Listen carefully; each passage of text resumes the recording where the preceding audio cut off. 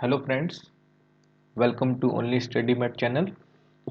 हमारी जो must do की सीरीज चल रही थी, हमारी लास्ट वीडियो में एक क्वेश्चन छूट गया था। हम लास्ट जो क्वेश्चन कर रहे थे, हमने ये क्वेश्चन करे थे अपने मस्ट डू सीरीज के इम्पोर्टेंट क्वेश्चंस करे थे जो हमारे 11 तारीख को आए थे। और उसी में हमारे एक क्वेश्चन मिस हो गया था, क्वेश्चन नंबर 5, जिसको मैं करा रहा हूँ। और ये बहुत इंपॉर्टेंट क्वेश्चन है, पेपर में आता है। और मैंने पहले भी इस क्वेश्चन को कराया है आपके साथ कि एक मैंने कराया था वो सर्कल वाला, कि कोई सर्कल रोटेट है, इसके ऊपर दो रेसर हैं, वो रनिंग करते हैं, एक की स्पीड ज़्यादा है और एक की स्पीड क्या है, कम। तो ऑब्वियस सी बात है, इसमें जिसकी स्पीड ज़्यादा होगी वो जल्दी सर्कल पूरा कर लेगा, और जिसकी स्पीड कम होगी वो देर में सर्कल पूरा करेगा। लेकिन एक समय ऐसा आएगा राउंड लगाते हुए कि ये जो तेज चलने वाला वो इसको दोबारा से क्रॉस करेगा, जो बंदा क्या है धीरे, जिसकी स्पीड क्या है, धीमे है, उससे लेस है। तो ये वो पूछता है उसके अंदर कि बताओ वो कितने देर बाद वो उसको क्रॉस करेगा। उसी टाइप का ये क्वेश्चन आता है आपका, कि इसमें कहता है on a morning walk 3 person step out together and their step measure. ये कह रहा है मॉर्निंग वॉक में 3 पर्सन है हमारे, और जिनकी मॉर्निंग स्टेप करते हैं अपने, जिनके स्टेपों में वेरिएशन है। एक का स्टेप है 30 सेंटीमीटर, एक का है 36 सेंटीमीटर, एक का है 40 सेंटीमीटर। तो ये स्टेप है रेस्पेक्टिवली है हमारे। और इसमें कहते हैं मिनिमम डिस्टेंस ई should be walk to that each can cover the same distance in a complete step. वो कहता है कि सेम डिस्टेंस वो कब कर लेंगे। तो वही बात आती है, इसमें ट्रिक होती है, ट्रिक को ध्यान रखो हमेशा, कि जब भी बात करें मिनिमम की, तो आपको निकालना है एलसीएम, लीस्ट कॉमन फैक्टर। जब भी बात करें मैक्सिमम की, तो आपको निकालना है एचसीएफ। बस ये ट्रिक आपको याद रखनी है। और इससे पहले एक ट्रिक और बताई थी मैंने अंडरस्टैंडिंग के लिए, कि अगर आपको पता लग रहा है, आपको मैंने बताया था, अगर एलसीएम हमेशा नंबर से ज़्यादा होता है या उसके बराबर होता है, ग्रेटर होता है या इक्वल होता है, और एचसीएफ हमेशा जिन नंबरों का वो होता है उससे वो लेस होता है या इक्वल होता है, तो उस ट्रिक से भी हम इसे निकाल सकते हैं। मैंने पहले की वीडियो में बताई है। जैसे कि हम देख रहे हैं कि ऑब्वियस सी बात है, जो स्टेप अगर कोई ईच सेम डिस्टेंस कवर करने हो तो स्टेप तो उनको इससे ज़्यादा लेना पड़ेगा, स्टेप तो ज़्यादा लेंगे ना वो। तो जो गैप आ रहा है वो क्या आएगा, इन स्टेप से ज़्यादा आएगा। तो ऑब्वियस सी बात है, इसका तो क्या निकलने वाला है आपका एलसीएम। ठीक है, तो इस बात का ध्यान रखना है। तो हम इसमें इस क्वेश्चन में क्या निकालेंगे, इस क्वेश्चन में हमारा निकलेगा क्या, एलसीएम। ठीक है, और जिसका हमने पता लगा लिया था किसकी हेल्प से, कि उसने बात बोली थी मिनिमम की, किसकी बात बोली थी, मिनिमम की। तो अब सिंपल इस क्वेश्चन में आपको ज़्यादा कुछ नहीं करना होगा, आपको ये पता निकालना एलसीएम निकालना है, एचसीएफ। सीधा स्टेटमेंट लिखोगे कि मिनिमम डिस्टेंस ई should be walk so that each cover the same distance. ठीक है, जो हमारा मिनिमम डिस्टेंस क्या होगी, स्टेप से डिस्टेंस बनेगी, डिस्टेंस जितने स्टेप होंगे उतने क्या होंगे, कवर करेंगे। तो सीधा आप क्या निकाल के दिखाओगे, इसका एलसीएम। और एलसीएम निकालना मैंने आपको पहले से सिखा रखा है। तो एलसीएम निकालने के बाद सीधा इस तरीके से भी आप एलसीएम निकाल सकते हैं। ठीक है, अब देखो किससे कट रहा है, ये आपका 2 से डिवाइड हो जाता है, 2 15 जा, 2 18 जा, और 2 20 जा। ये आपको आता होगा। अब फिर 2 से करेंगे आगे, 15 तो नहीं अब डिवाइड होएगा, तो 15 ऐसे क्या है, 16 हो जाएगा 9 से, और 20 हो जाएगा 10 से। फिर आप देखोगे, फिर 2 से अगेन करेंगे, 15 नहीं होएगा, 9 नहीं होगा, लेकिन 5 हो जाएगा। अब देखो 2 से 3 में से कोई भी डिवाइड नहीं हो रहा, तो 3 को ट्राई करते हैं। 3 का 3 5 जा, 3 3 जा, but 5 is not divisible by 3। Again 3 से 5 ऐसे नहीं डिवाइड होएगा, 3 ऐसे, और आपका 5 डिवाइड नहीं होएगा। आपको समझ में आ रहा होगा। अब देखो, अब फोर्थ लेंगे, नहीं 2 ले लिया, 5 5 वन, सॉरी 3 एक बार आएगा अभी, 3 आपका एक बार और आएगा अभी। तो 3 एक बार होएगा, तो अभी हम इसको लेंगे, 3 को ही लेंगे। 3 5 3 वन जा, 3 5 जा, 1 आ गया 3 से। अब लेंगे 5 को। ठीक है, थोड़ा तो ओवर राइटिंग हो रही है, 1 + 1 1। ठीक, क्लियर बात होगी, 5 से 1 1 हो गया। तो हमने देखा 1 1 आ गया, तो अब इसका मतलब जितना भी एलसीएम क्या होएगा हमारा, जितना भी आ रहा था वो 1 2 3, 3 तो क्या आ रहे हैं हमारे 2, और 3 क्या हमारे 3, और 5 आ रहा ओनली 1 टाइम। इन सबको मल्टीप्लाई कर लो, आपका आंसर आ जाएगा। 2 कर लो, 2 8 हो जाएगा, 2 2 जा 4 8 जा, 3 कर लो, 3 3 9, 9 3 27 और 5 का कर लो, ठीक है। तो 5 8 जा 40, सिंपल एकदम मल्टीप्लाई करते हैं जहाँ सिंपल लग रहा है, ठीक है।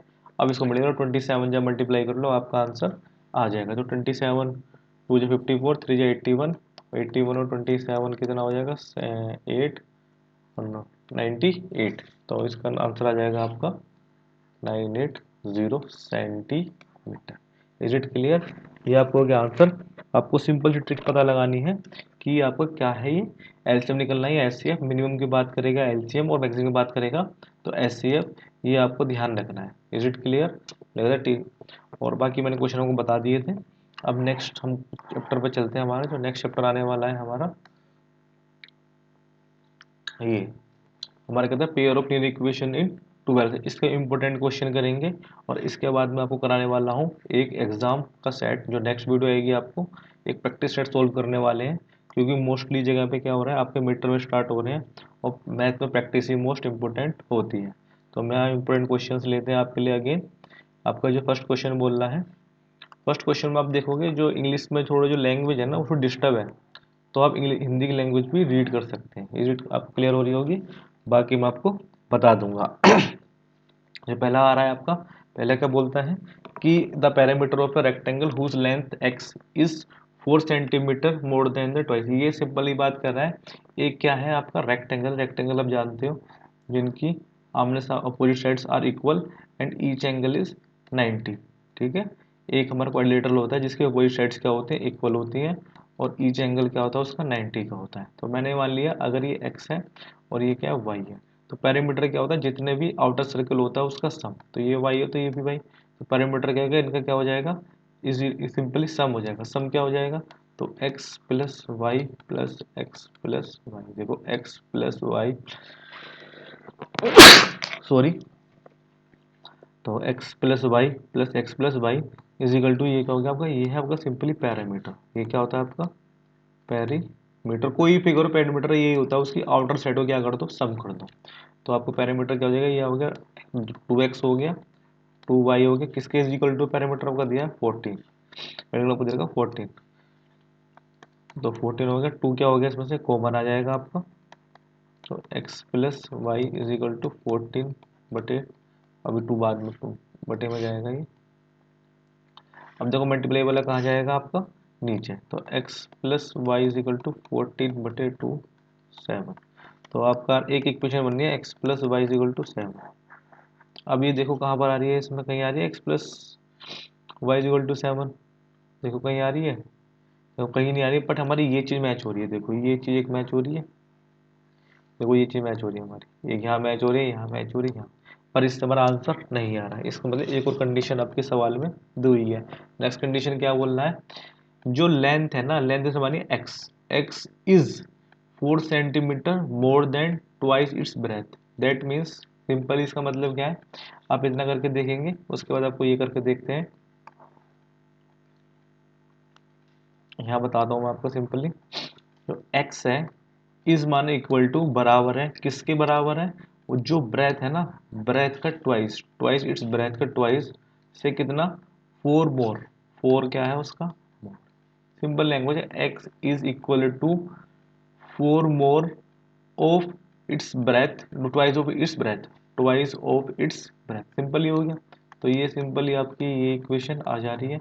अब आप दो इक्वेशन मैच कर लो, ये कहाँ पर हो रही है, तो आपके 3 आंसर तो यहाँ आ रहे थे ये, पर हम पता ही लगा था। अब नेक्स्ट आंसर आप यहाँ से देख सकते हो, x plus 2y plus 4, x is equal to 2y plus 4, तो आपका आंसर क्या हो जाता है, आंसर नंबर 4 आपका correct. Is it clear? Clear हो रहा होगा। नेक्स्ट सवाल करते हैं आपके लिए। नेक्स्ट सम कह रहा है सिंपल, बहुत सिंपल सम है, इजीली आपको हो जाएगा। देखो a solution of the pair of linear equation x is equal to -5 and y is equal to -6। अब इसमें इजीली देखो कौन सा ऐसा ये आपको कोऑर्डिनेट दे रखे हैं जो क्या है इसको सेटिस्फाई कर रहा है। तो आप जानते हो जो फर्स्ट टर्म होती है ये x की वैल्यू होती है, जो सेकंड टर्म होती है y की वैल्यू होती है, सिंपल लैंग्वेज में ये होता है। अब देखो अगर माइनस, अब x की वैल्यू जो रखेंगे क्या आना चाहिए, वो -5 इज इक्वल टू आनी चाहिए।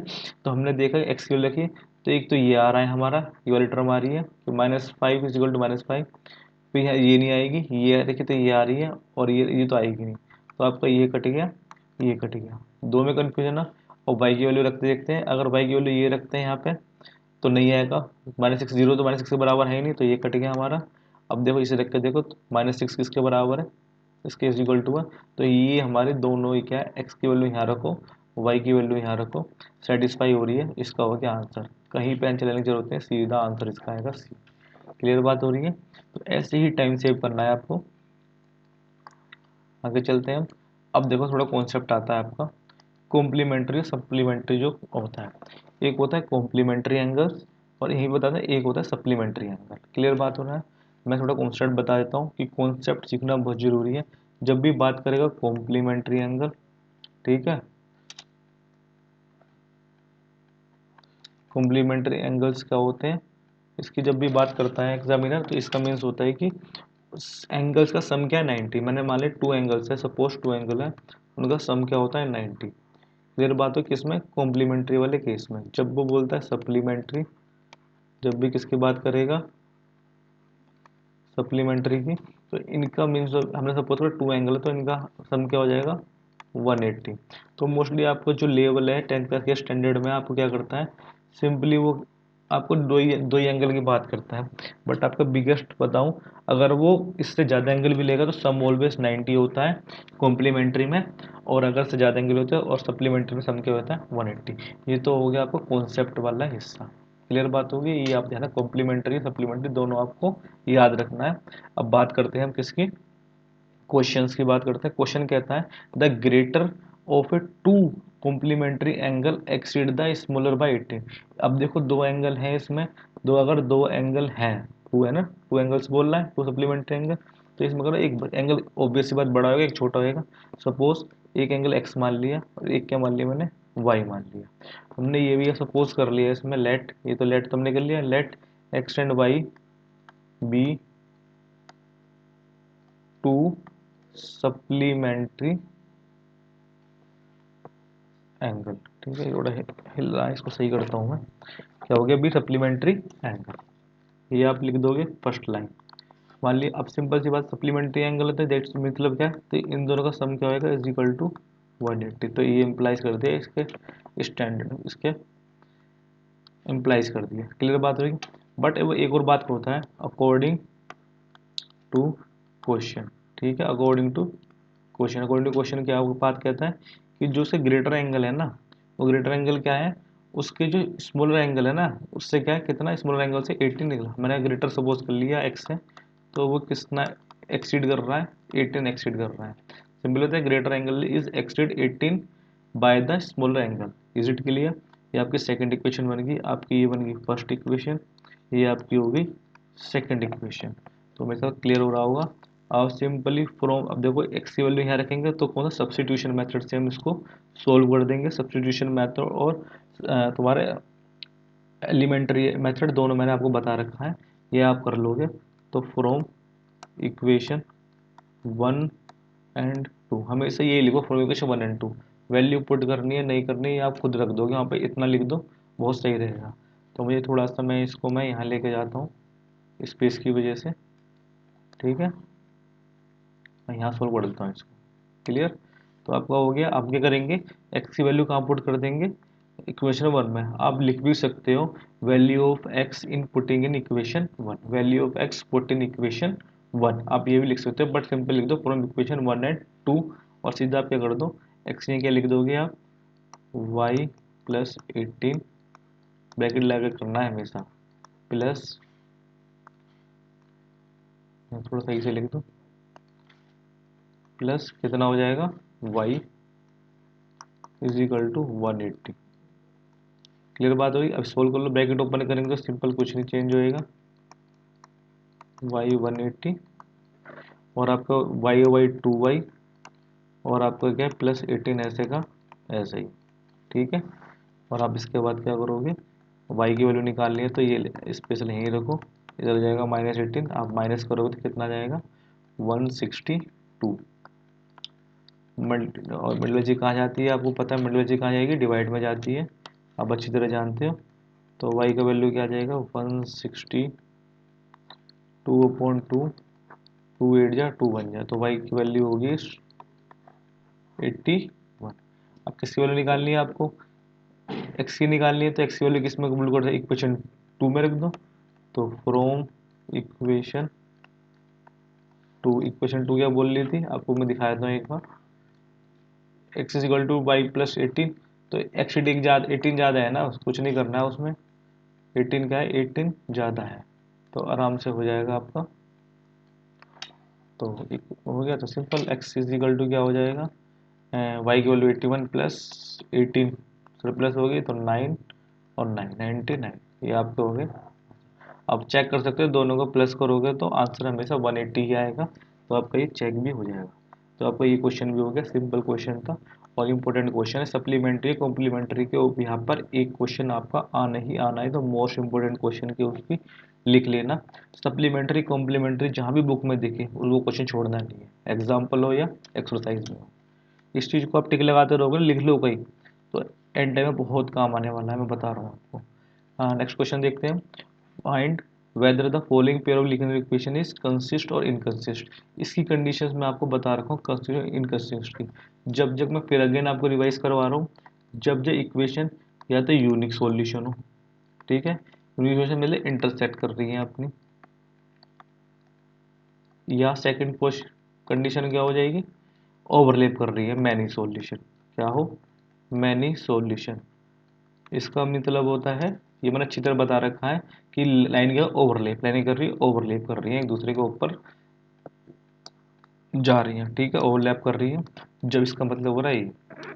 तो इसकी कंडीशंस बताई थी मैंने, पहली कंडीशंस क्या थी, पहली कंडीशन थी A1 A2 not is equal to B1 B2, और मैंने सॉल्यूशन की कंडीशन थी A1 upon A2 is equal to B1 upon B2 is equal to C1 upon C2।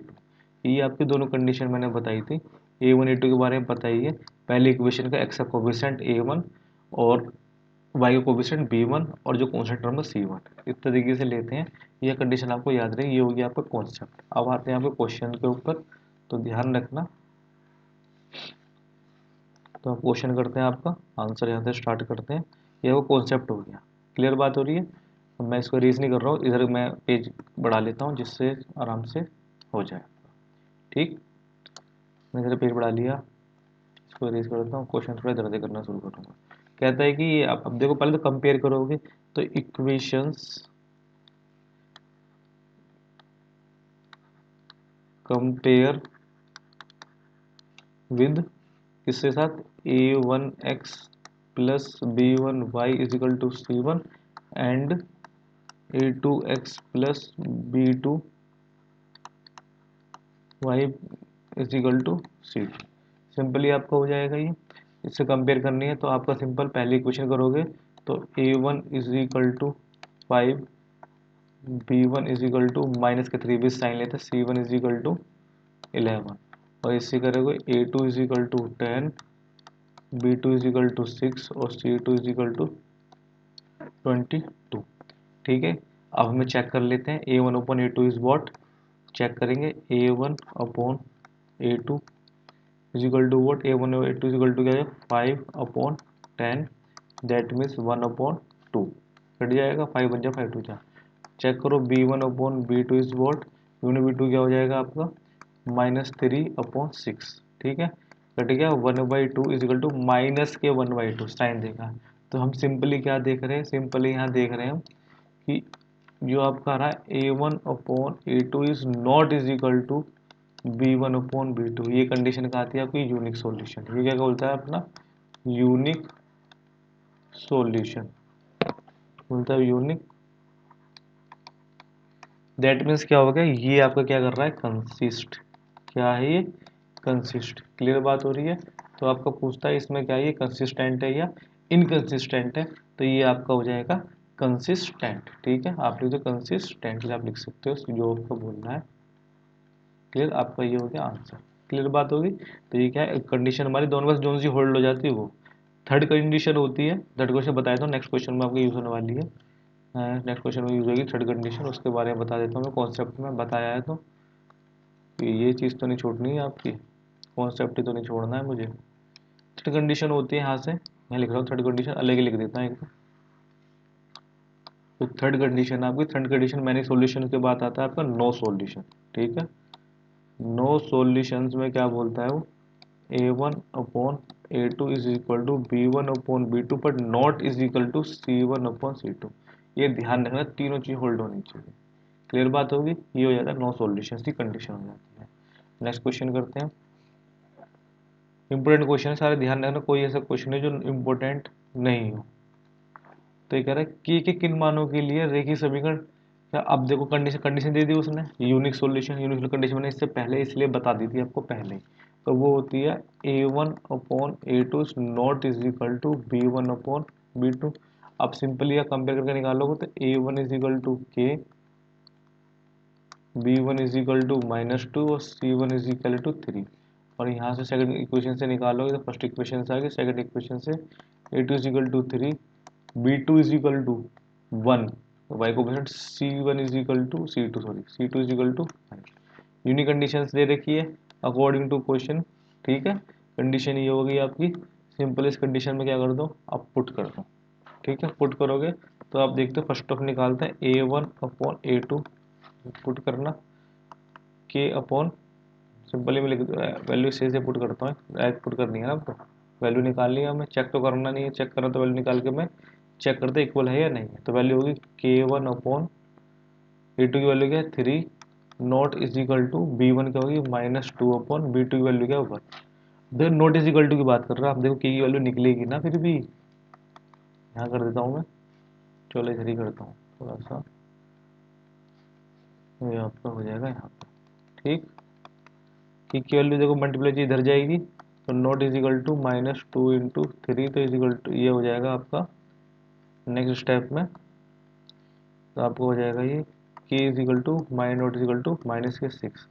That means क्या कर रहा है, जब के माइनस इज इक्वल टू क्या हो जाएगा, नॉट इज इक्वल टू 6, तब क्या रहेगा, ये यूनिक सॉल्यूशन रहने वाला है। के की वैल्यू क्या नहीं होनी चाहिए, -6 नहीं होनी चाहिए, अदरवाइज ये यूनिक सॉल्यूशन नहीं रहने वाला है।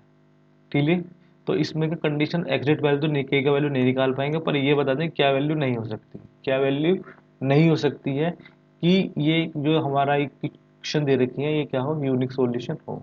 क्लियर बात हो रही है, तो इस वाली कंडीशन में क्या होएगा, ये हमारा यूनिक सॉल्यूशन नहीं आएगा। और आगे इसमें देख ले, वैसे ही क्वेश्चन जो आएगा ना यहाँ पर आएगा नो सॉल्यूशन पाएगा, क्वेश्चन किस पाएगा आपका नो सॉल्यूशन। क्वेश्चन मुझे कुछ अजीब सा लग रहा था कि वैल्यू निकालने को आती है, नो सॉल्यूशन बोलेगा या बोलेगा मैनी सॉल्यूशन। तो उस केस में एक सवाल में आएगा दो कंडीशन पे, नो यूनिक सॉल्यूशन में एक सवाल नहीं आएगा आपके पेपर में। थोड़ा सा ये अजीब कर दिया बनाने वाला, ध्यान नहीं दिया इसके ऊपर। सेकंड क्वेश्चन आता है आपका, नेक्स्ट क्वेश्चन आपका आता है ये। अब इसमें सिंपल हल करना है, इसे क्या करना, सॉल्व करना है। आपके दो मेथड मैंने बताए हैं, एलिमेंट्री मेथड और क्या सब्सटीट्यूशन मेथड। जो सा आपको लगे इजी वो कर सकते हो। एलिमेंट सब्सटीट्यूशन मेथड से मैंने एक इक्वेशन भी ऊपर सोल्व करी थी, अब मैं से करूँगा एलिमेंट्री मेथड से, पर आंसर क्या आएगा दोनों का सेम। एलिमेंट्री मेथड क्या होता है, हमें क्या करना है, कुछ चीज़ गायब करनी है। गायब करने के लिए क्या देखते हैं, या तो एक्स का कोफिशिएंट सेम बना है या वाई का कोफिशिएंट सेम बना है। अगर मैं वाई का कोफिशिएंट सेम बनाता हूँ तो यहाँ पे 2 और 3 का क्या लेते हैं एलसीएम 6 आएगा, तो इसे भी 6 बनाना होगा, इसे भी क्या बनाना होगा 6। तो फर्स्ट इक्वेशन में क्या करेंगे, इसे ऐसे मान लो इक्वेशन फर्स्ट, यहीं से मान लेते इक्वेशन 2 मैंने इसको सपोज कर लिया है। तो इक्वेशन 1 में मल्टीप्लाई बाई क्या करोगे आप 3, एंड इक्वेशन 2 में क्या करोगे मल्टीप्लाई बाय 2। ऐसे लिख सकते हो, नंबर पूरा मिलेगा। ठीक है, देन क्या हो जाएगा आपका, ये मल्टीप्लाई करो 1 में करोगे 3x plus 2y equal to, यहाँ पे आप ऐसे भी लिख सकते हो। ठीक है, 2 आप ऐसे भी लिख सकते हो, कोई गलत बात नहीं है, रिप्रेजेंटेशन ये सही है, ध्यान रखना। एक सॉरी ये 3 से करनी थी, ये किससे करेंगे 2 से। तो मल्टीप्लाई करेंगे तो क्या आ जाएगा आपका, इसमें मल्टीप्लाई करेंगे तो आपको सिंपली, वैसे आप यहाँ पे सिंपल मल्टीप्लाई करके लिख भी सकते हो। ठीक है ना, मल्टीप्लाई करके सीधा आ जाएगा 3 3 जा 9x, 3 2 जा 6y और 6 3 जा 18। तो ये आपका इम्प्लाइज कर देगी इक्वेशन 2 2 जा 4x माइनस 2 3 जा 6y और 4 2 जा 8। सिंपल बात हो रही है। अब इसे सोल्व कर सकते हो आप एलिमेंट्री मेथड से। इस तरीके से कोई नंबर नहीं कटेगा, मैं आपको बता रहा हूँ। रिप्रेजेंट करना है कि एग्जामिनर को पता लग जाएगा किस तरीके से हो रहा है। मैं भी को भी चेक करता हूँ, इजीली हम पता लग जाता है। सेम चीज़ है, कट जाएगी। हम क्या कर रहे हैं, सम कर रहे हैं। यहाँ पे क्या कर रहे हैं, इसका सम। तो 9x और 4x कितना हो जाएगा आपका 13x और ये आएगा 18 और 8x कितना हो जाएगा आपका, 18 18 26। Is it clear. तो x की वैल्यू क्या आ जाएगी, मल्टीप्लाई पर नीचे जाएगा, 13 2 जा, तो x इज इक्वल टू क्या होगा 2। जब भी आंसर आता हो उसे ब्रैकेट में डाल के आओ, वो अलग ही इंप्रेशन पड़ता है। क्लियर बात हो रही है। अब इसकी वैल्यू किसकी, एक्स वैल्यू किसी भी इक्वेशन में रख दो, तो लिख दो इसके यहाँ के बाद भी इधर से कर रहा हूँ, ठीक है ना। Value of x put in equation 1 में लिख देता हूँ, तो 3 एक्स की वैल्यू 2 ब्रैकेट में, बाकी ऐसे कैसे 2y इज इक्वल टू 6, ठीक है। 3 2 जा 6, ब्रैकेट ओपन करा मैंने, बच्चों वाली चीज़ है ये चीज़ इधर चली जाएगी, 6 माइनस 6 क्या आ गया 0, तो 0/2 बड़ा नीचे जाएगा तो क्या आएगा 0, तो y की वैल्यू व्हाट होगी आपकी 0, y की वैल्यू क्या आ गई आपकी 0। Is it clear. मेरे हिसाब से चीज़ आपको क्या होगी, क्लियर हो गई होगी। तो x का मान 2 और y का मान 0। नेक्स्ट क्वेश्चन देखते हैं, नेक्स्ट क्वेश्चन तरफ चलते हैं। तो नेक्स्ट क्वेश्चन क्या आता है, समीकरण एक वो, what type of the line will you get by drawing the graph of the. अब देखो ग्राफ खींच के पता लगा लो कि लाइन तीन ही चीज़ हो सकती है, मैंने बता रखा आपको पहले ही, या तो इंटरसेक्ट कर रही होंगी, या पैरेलल होंगी, या ओवरलैप कर रही होंगी। इनमें से तीन ही चीज़ हो सकती है लाइनों के बीच में, क्या उनके बीच रिलेशन है। तो सिंपली कंडीशन चेक कर लो, मैंने आपको इससे पहले भी a1 equal to 1, b1 is equal to -2 और c1 इज इक्वल टू देखो 3। अगर चाहूँ मैं, अब देखो इसमें ये चीज़ सीख लो थोड़ा सा, यहाँ तो मैं पूरा बताऊंगा आप, ये तो जो गड़बड़ करके आते हैं, जो हम गलतियाँ देखते हैं ना बच्चों की, उसी के हिसाब से बता रहा हूँ। अब इक्वेशन दे रखी है इन्होंने x माइनस 2y इस फॉर्म में, और सेकंड इक्वेशन दे दी आपकी इस फॉर्म में। और कंपेयर किससे करोगे, कंपेयर या तो इजिकल टू इधर होनी चाहिए, इधर होनी चाहिए, तो मैं इसको क्या करता हूँ इजिकल टू इधर ले जाता हूँ, या उसको इधर लिया, एक ही बात रहेगी आपकी, जैसे आपको सही लगे। अब ये इधर जाएगा तो 0 है, 0 -3 तो 0 ही आ जाएगा आपका। अब कंपेयर करोगे अब इसके साथ, a1x लिखो, compare with a1x b1y is equal to c1, और a2x and plus b2y is equal to c2 is equal to, compare करो तो अब a1 की वैल्यू 1, b1 की वैल्यू -2 और c1 की वैल्यू आएगी -3।